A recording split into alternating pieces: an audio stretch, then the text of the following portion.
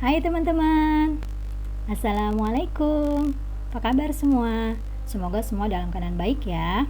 Oke, pada kesempatan ini Bu Santi mata pelajaran SBDP, yaitu tentang gambar ilustrasi. Oke, seperti biasa sebelum dimulai kita awali dengan membaca basmalah. Bismillahirrahmanirrahim. Oke, langsung ya.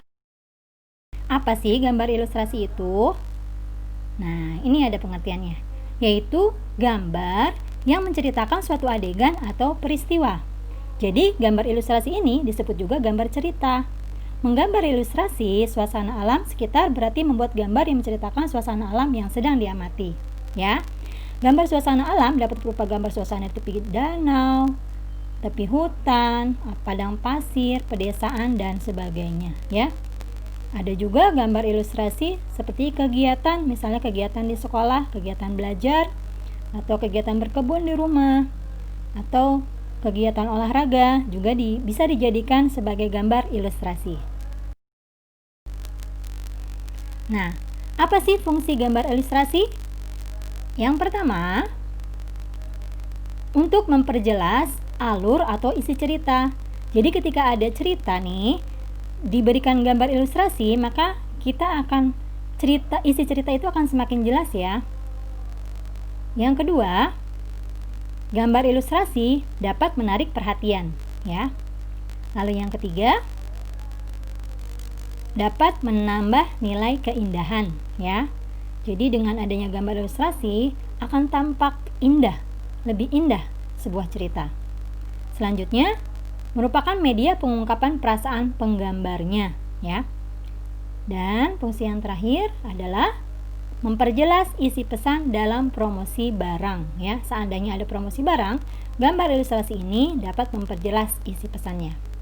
Selanjutnya, nah, teknik dan media dalam menggambar ilustrasi. Apa saja?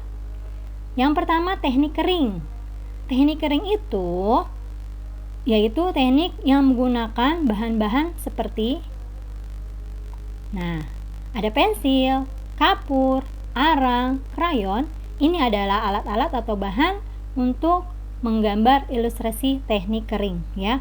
Jadi alatnya ini tidak menggunakan yang seperti air gitu ya, tapi kering, pensil, kapur, arang, krayon. Selanjutnya teknik yang kedua adalah teknik basah. Nah, teknik basah ini teknik yang menggunakan alat dan bahan seperti cat air, cat minyak, dan tinta. Jadi bersifat cair ya. Bahannya ini bersifat cair. Oke, itu teknik dan media. Ada dua, teknik kering dan teknik basah. Selanjutnya, nah ini langkah-langkah menggambar ilustrasi. Ada beberapa langkahnya ya. Yang pertama adalah persiapan bahan dan alat. Sebelum menyiapkan bahan dan alat, sebaiknya kalian tentukan dahulu jenis teknik yang akan kalian gunakan. Kalian mau teknik basah atau teknik kering, ya. Nah, ini beberapa bahan dan alat yang bisa kalian gunakan. Nah, ini adalah pensil. Pensil digunakan untuk teknik kering. Nah, ini digunakan untuk teknik basah ya. Selanjutnya, krayon digunakan untuk teknik kering. Dan ini kuas digunakan untuk teknik basah. Selanjutnya, nah ini kertasnya. Kertas sebagai alas untuk menggambarnya. Selanjutnya, nah ini ada pensil warna, juga bisa digunakan. Salah satu alat dalam teknik kering ya. Ini beberapa contoh dari alat-alat dan bahan dalam sebagai langkah pertama yang kalian harus persiapkan untuk menggambar ilustrasi. Lalu langkah yang kedua adalah